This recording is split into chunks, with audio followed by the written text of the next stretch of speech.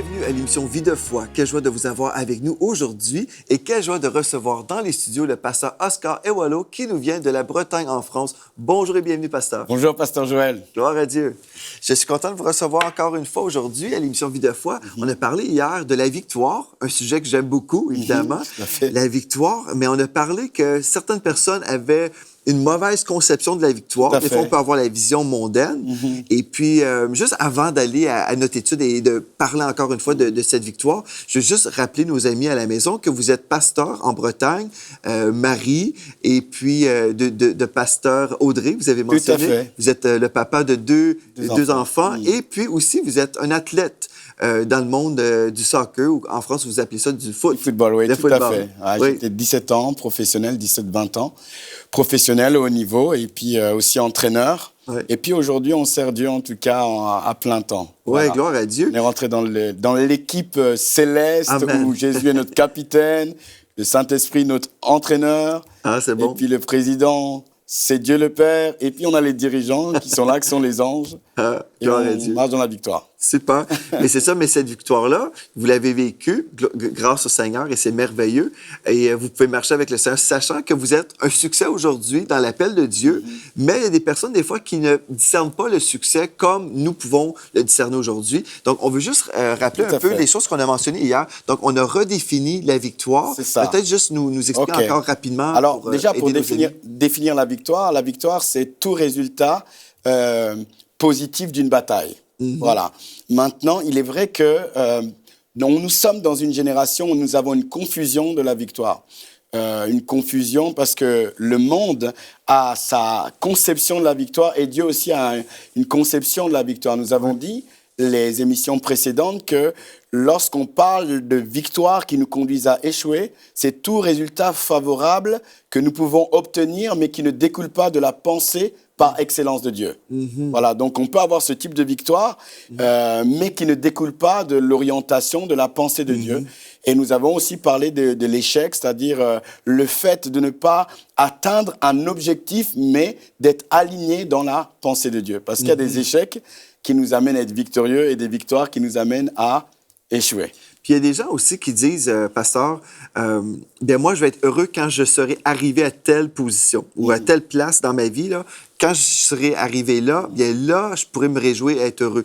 Et d'ici ce temps-là, finalement, les gens sont malheureux et puis sont un sujet de malheur pour certaines personnes. On se dit, mais c'est pas possible d'être aussi dépressif. Mais il y a plusieurs chrétiens comme ça qui se disent, non, c'est pas possible pour moi d'être heureux parce que je ne suis pas encore arrivé. Mais je crois que Dieu nous appelle à vivre cette joie, la joie du Seigneur, en chemin, n'est-ce pas? Donc, en chemin, Dieu est en train de nous façonner. Amen. On passe à travers des épreuves, mais on devient plus fort. Et puis plus tard, on arrive à une certaine maturité parce qu'on a vécu certaines choses. Et on dit, OK, je suis passé par là. À l'époque, j'avoue, c'était difficile, mais aujourd'hui, je suis plus fort et puis j'ai gagné une certaine maturité. Donc, on a parlé de cette vision de la victoire, la vision mondaine, mais aujourd'hui, on veut transformer par le renouvellement de notre intelligence afin de discerner la volonté de Dieu, ce qui est bon, agréable et parfait. Donc, aujourd'hui, on se dit, OK, la victoire, selon Dieu, c'est une chose. Et moi, j'ai juste contribué en disant que, pour moi, être victorieux ou être un succès, c'est d'être dans la volonté de Dieu. Donc, peu importe là où nous sommes, si nous sommes obéissants, bien, nous sommes dans la victoire. Et aujourd'hui, on va parler des échecs liés à nos aspirations. Oui, tout à fait. Donc, il y a des gens qui aspirent à certaines choses, mais qui passent par des échecs. Donc, aidez-nous à comprendre comment tout ça, ça fonctionne. J'aimerais vraiment encore encourager quelqu'un qui passe par des moments difficiles, des moments compliqués, parce qu'il y a des choses qu'on ne comprend pas. Je crois que le temps nous donne de la compréhension sur certaines choses. Et il est possible pour nous de ne pas avoir les explications à l'instant T. Parce que des fois, on veut tout expliquer. Or, Dieu peut nous parler avec le temps. Donc, il y a des situations difficiles, compliquées qu'on peut vivre et puis associer ça à un échec. Je prends exemple l'œuvre de la croix. L'œuvre de la croix, pour certaines personnes, c'était une victoire.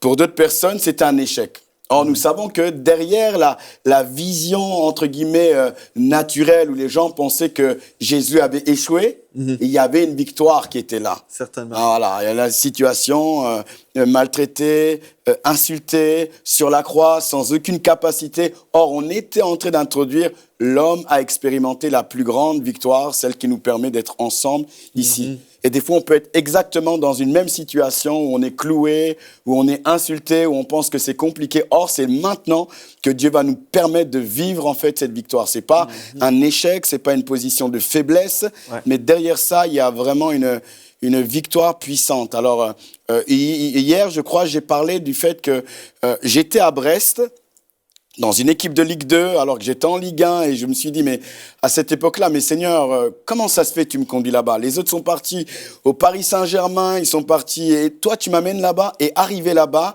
j'ai pu diffuser l'évangile par la télévision, le maire a été touché, les joueurs ont été touchés, et on est monté en Ligue 1. Et après cette époque-là, 3 ans après, je crois, pour expliquer un petit peu ce témoignage, l'équipe de Brest me dit, bon, écoute, on va plus te garder, tu vas aller, on arrête le contrat. Donc, je quitte Brest, je vais à Laval, je joue 1 an à Laval, et pendant que j'ai joué à Laval, une équipe à Lorient, en France, qui s'appelle Laval aussi, parce que je sais qu'au Canada, Laval existe. Brest est retombé en Ligue 2. Et 6 mois après, le club m'appelle, alors qu'il m'avait viré. Il m'appelle, l'entraîneur me voit, le président me voit à un match, et ils n'avaient pas gagné depuis 3 mois. Et le président me dit, est-ce que tu ne veux pas venir nous aider? Alors qu'auparavant, il m'avait viré. C'est là que j'ai intégré le staff. Et puis, on a commencé à remonter, on a regagné les matchs, et puis on a réussi. Pour dire que des fois, il y a des choses qu'on vit d'une manière compliquée, on a l'impression que c'est l'échec. Or, derrière, il y a vraiment une victoire. Et vraiment, hein, le but de cet enseignement, c'est vraiment aussi d'encourager quelqu'un à changer sa perception de ce qu'il est en train de vivre et comprendre que peut-être cette situation, tu ne comprends pas, mais Dieu est derrière et tu peux expérimenter la victoire. La Bible dit dans Ecclésiaste que ce n'est pas les plus intelligents qui gagnent, ce n'est pas ceux qui courent qui gagnent, simplement tout dépend de la volonté des dieux. Ça veut dire qu'on peut se sanctifier, on peut crier, on peut jeûner comme il faut. Ça ne veut pas dire que ce qu'on veut va être visible. Mais il y a un temps qui est important dans lequel Dieu décide en fait de mettre en lumière la victoire au milieu de... Si on s'humilie aussi, Dieu va nous élever au temps convenable. Il y a des fois, on dit, bien, Dieu m'empêche de vivre telle ou telle chose, mais des fois, c'est nous. Hein. Des fois, on empêche Dieu de nous bénir pleinement parce que, comme vous dites, oui, il y a ce temps-là. Certainement, il y a un temps de formation, mais il y a des gens aussi qui prennent des détours, pasteur. Il y a des gens qui disent, bien, comme Abraham est allé vers Agar, n'est-ce pas? Et puis là, on a connu l'histoire d'Ismaël. Il y a des chrétiens qui veulent vraiment réussir à tout prix et ils sont très pressés, ils sont impatients. Puis finalement, ils vont prendre un détour parce qu'ils veulent avoir un raccourci, mais en fait, c'est vraiment un détour. Et ça, on est prêt à avoir cette relation avec le Seigneur et même accepter, comme vous avez accepté peut-être la critique, là, les gens qui vous disaient, mais tu fais quoi là en ce moment? Mais en fait, si Dieu vous a parlé, si Dieu vous a dirigé, même si les hommes pouvaient discerner que c'était une mauvaise décision, c'était une bonne décision parce que c'était celle de Dieu. C'était celle de Dieu. Et c'est ça qui compte. C'était celle de Dieu, Et quand on vit ces choses-là, c'est vrai qu'il faut avoir le regard sur Dieu et serrer les dents et essayer de fermer ses oreilles à tout parasite, à toute information qui serait là pour nous décourager et comprendre que, bon, même si je ne comprends pas bien, même si la vision que j'ai essaye de communiquer aux gens que je suis faible, mais mon Dieu est là. Puisque mon Dieu est là, puisque je m'accroche à lui, j'essaie de marcher dans l'authenticité, mon Rédempteur se lèvera. Et il démontrera qu'il est mon Dieu, qu'il est le Dieu vraiment puissant. On peut avoir une vision d'échec par rapport aux gens et vivre la victoire. On peut être dans une situation où on n'est pas visible, où on ne brille pas, où on n'est pas au devant et vivre la victoire. Parce que la victoire, comme nous l'avons dit, dépend des critères de Dieu. Et aujourd'hui, on veut vraiment parler des échecs liés à nos aspirations. Il y a un texte dans Proverbe 19, verset 21 qui dit « Il y a dans le cœur de l'homme beaucoup de projets, mais ce sont les desseins de l'Éternel qui s'accomplissent. Ça veut dire que Dieu nous laisse la possibilité d'avoir des projets. Dieu nous laisse la possibilité d'avoir des aspirations, des orientations, prendre même des décisions. Il dit, oui, vous pouvez l'avoir. Mais il dit très bien dans ce texte quelque chose d'important, que c'est son plan parfait qui s'accomplit. Et on peut voir des fois dans la vie chrétienne certaines choses, certains projets dans lesquels on s'est investi, ne pas aller jusqu'au bout. On peut voir des choses inachevées et puis pas forcément comprendre. Hein, c'est là un petit peu ma pensée, notre pensée aujourd'hui. On m'a raconté l'histoire d'un homme qui devait aller au travail et son réveil ne va pas sonner. Alors son réveil ne sonne pas, il essaie de prendre sa voiture ne démarre pas. Et là, sa femme commence à lui crier parce que, bon, un jour de moins a amené à ce que, il n'ait pas forcément d'argent et toutes ces choses-là. Elle a commencé à crier. Et puis, il y a eu de la discorde dans la maison. Il ne comprenait pas pourquoi la voiture. Il voulait aller au travail et puis rien ne marchait. Et le lendemain, on va apprendre que les tours jumelles vont s'effondrer. Pour lui, c'est un échec de ne pas aller au travail. Mais en réalité, derrière cet échec, derrière cette situation, il y avait une victoire. Parce que Dieu était derrière. Et des fois, il y a des choses, Dieu ne nous amène pas à aller jusqu'à l'aboutissement, parce qu'il voit des choses qu'on ne voit pas.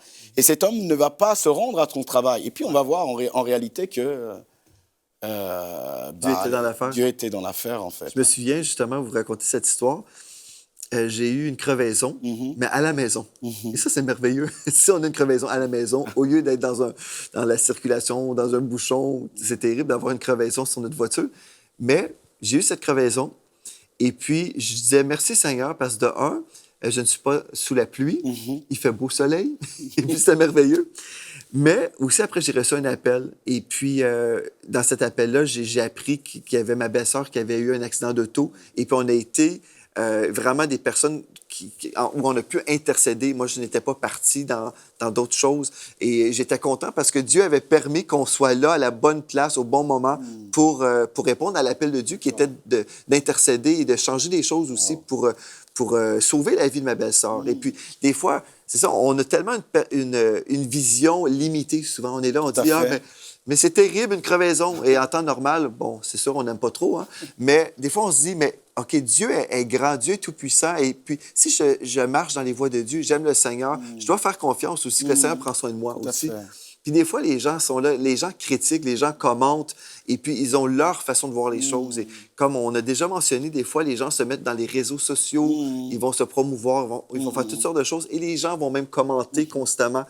Et récemment, je lisais un commentaire dans les réseaux sociaux, une personne qui démolissait un autre ministère, qui disait « C'est impossible de tomber dans l'esprit, par exemple, et de vivre la bénédiction de Dieu. » Et je me disais, mais si je n'avais pas vécu ce que j'ai vécu en 2004, quand je suis tombé en esprit où Dieu m'a parlé par rapport au peuple francophone, je ne serais même pas ici en ce moment.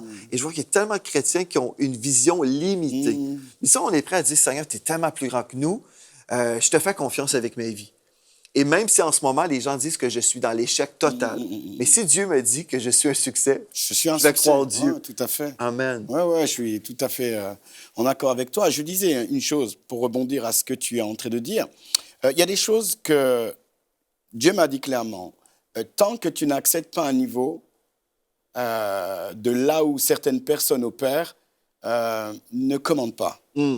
Ça veut dire qu'il y a des choses qu'on peut comprendre simplement lorsqu'on se trouve à ce niveau-là où on se trouve à expérimenter certaines choses. Parce que c'est vrai que des fois, on peut commenter les choses rapidement. Mais en vérité, si on ne les vit pas ou si on n'est pas dans une même plateforme, il y a des choses qu'on ne peut pas savoir. Et c'est mieux de ne pas parler ou commenter et laisser le Seigneur nous enseigner avec le temps. Et je disais que c'est vrai qu'il y a des situations des fois où Dieu vient arrêter les choses. Dieu ne permet pas à ce qu'on aille jusqu'au bout. Et on peut être attristé. Et même les gens disent, voilà, tu t'es investi, tu nous as dit que tu devais avoir cette entreprise, tu devais travailler comme ça. Et puis à l'arrivée, il n'y a rien. Et puis vous pouvez être frustré. Or, derrière, je me souviens, j'ai un ami, il voulait se fiancer. Et à la dernière minute, sa fiancée l'a laissé. Il était attristé, c'est normal. Il avait un projet de mariage qui était là. Émotionnellement, il était engagé et toutes ces choses-là. Mais quelque temps après, on va apprendre que, en fait, sa fiancée n'était pas intègre. Dieu a la capacité de nous dire les choses, mais il peut aussi nous cacher les choses parce que des fois, le Seigneur laisse aux gens la possibilité de se repentir. Donc, il ne nous dit pas forcément les choses tout le temps. C'est ça. Et quelque temps avant de se marier, la relation va va arrêter. Et il va être attristé. Et des fois, il y a des gens qui vivent ça dans l'église, où ils ne vont pas au bout de leur fiançailles, ils sont en train de pleurer. En réalité, c'est qu'il y a un danger qui est là.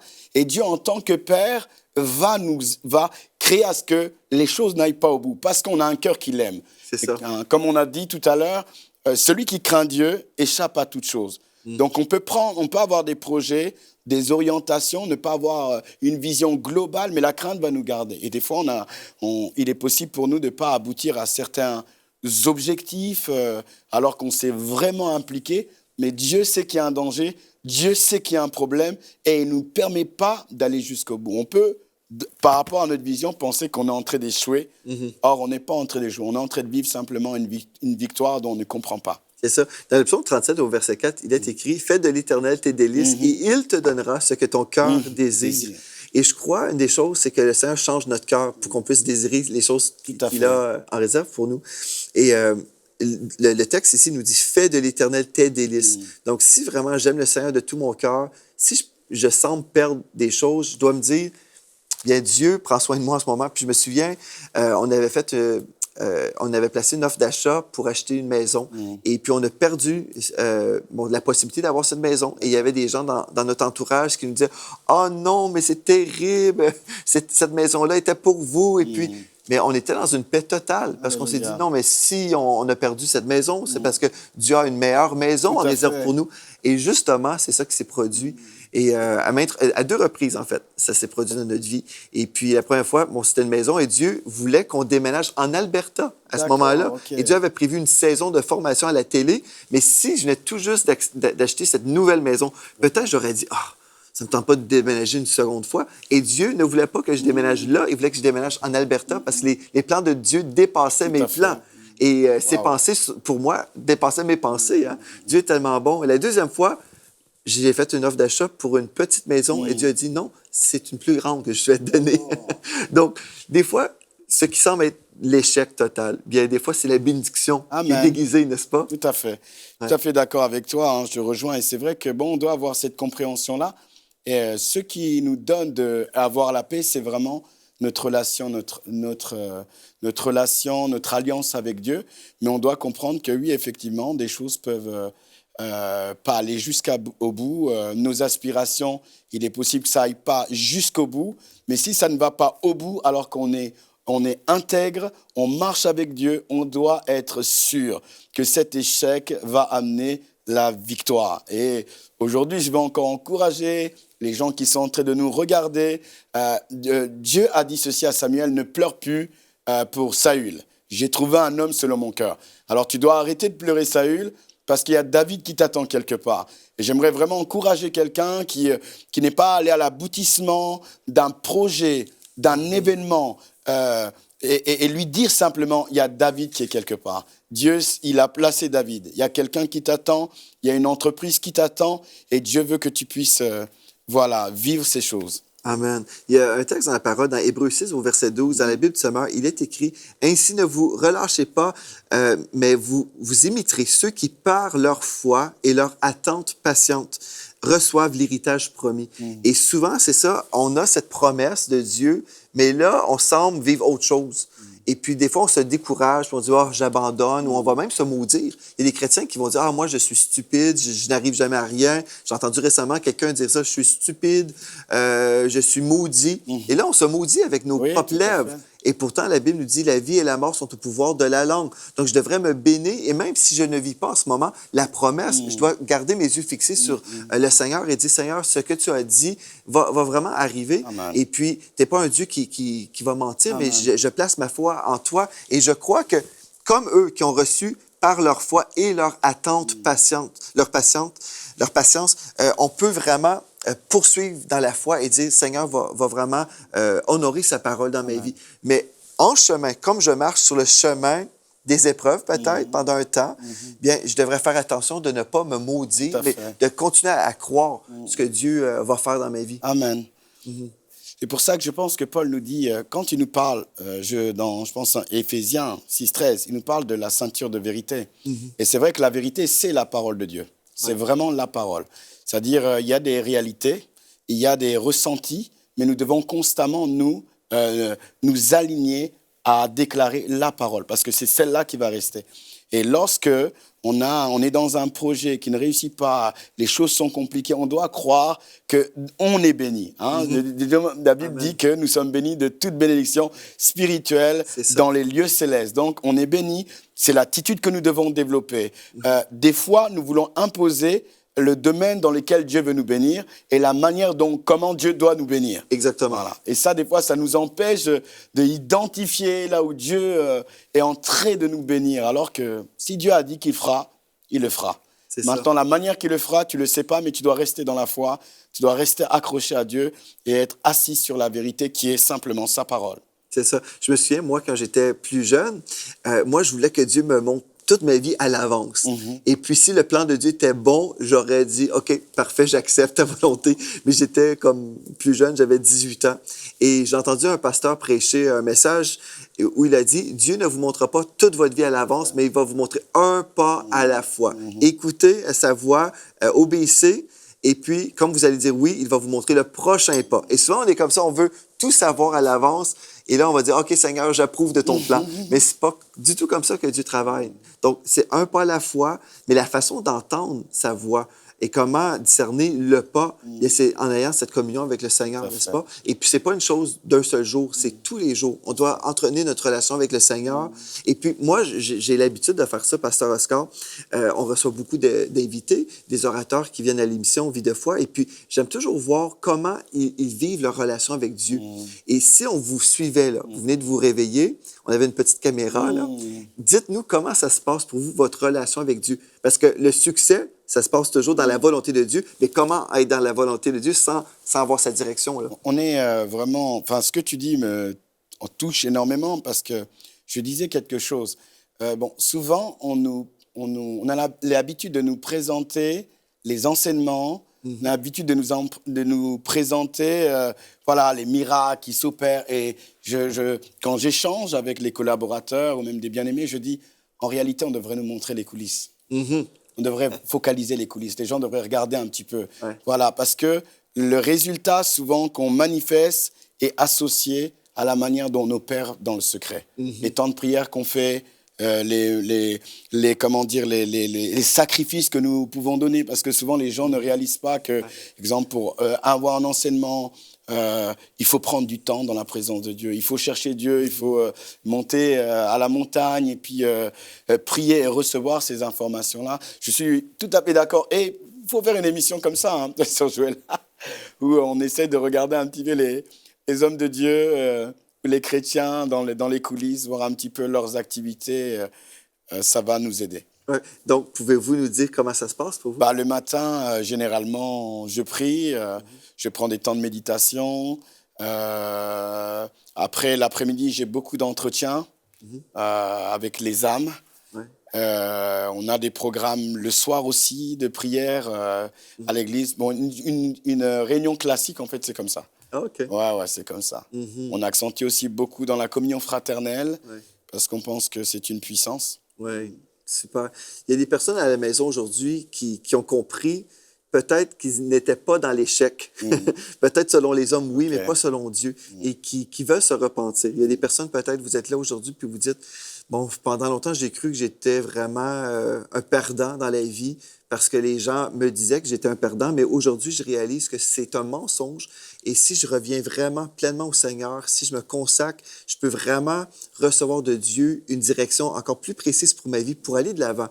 Mais pour aller de l'avant, on doit se divorcer de ce mensonge qui est là, qui nous dit « tu es un perdant ». Mais si je suis prêt aujourd'hui à dire « je veux vraiment te servir, Seigneur, avec ma vie, je veux faire du ménage dans mes pensées », peut-être j'ai cru que j'étais un perdant, mais je veux me repentir. Et la repentance, c'est vraiment de changer notre façon de voir les choses, notre façon de penser.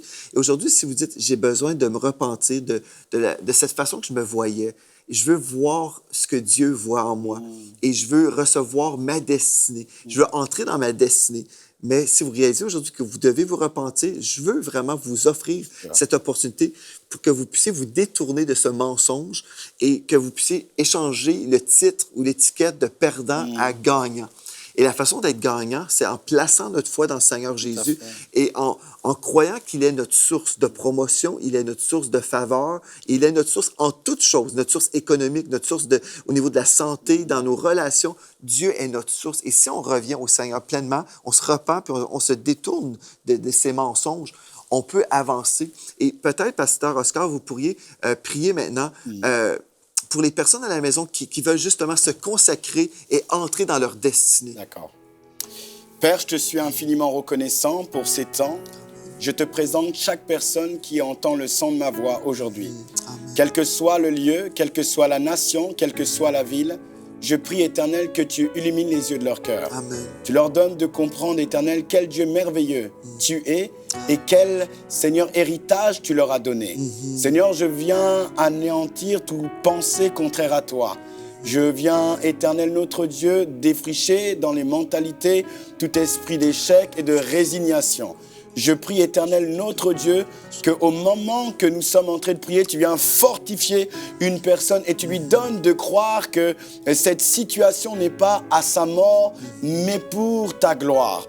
Que tu puisses attester dans le cœur, Seigneur, de ton peuple, que tu as quelque chose de meilleur dans la situation qu'il ou elle peut vivre. Je te bénis parce que ta paix surnaturelle maintenant remplit leur cœur. Au nom de Jésus-Christ, Amen. Amen. Gloire à Dieu. Et si vous avez reçu cette prière et vous avez vraiment reçu aujourd'hui par la foi une délivrance de ce mensonge, je vais vous encourager à passer du temps dans la parole de Dieu pour être renouvelé.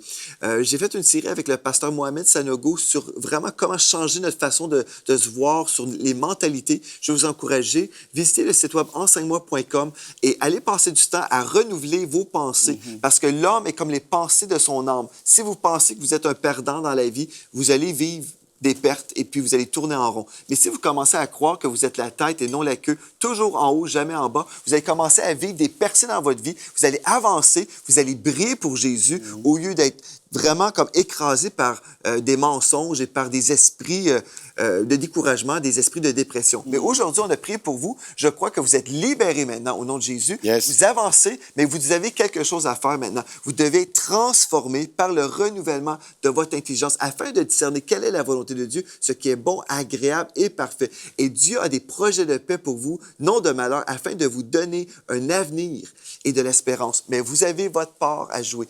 Vous avez besoin d'être renouvelé aujourd'hui. Et vraiment, je vais vous encourager à relever le défi. Tu sais, je vais passer du temps avec Dieu. Je vais recevoir ce que Dieu dit sur moi. Je vais croire. Par la suite, je vais croire ce que Dieu a dit et je vais vivre mes victoires. Je vais vivre mes percées au nom de Jésus. Gloire à Dieu. Merci, Pasteur Oscar. Rien. On va poursuivre demain dans cette étude sur les chrétiens victorieux. Amen. Et puis, merci à vous d'avoir été là aussi. On se réjouit que vous êtes là. Visitez, toujours une fois, je vais vous rappeler, visitez enseigne-moi.com pour retrouver toutes les archives des émissions Vie de foi.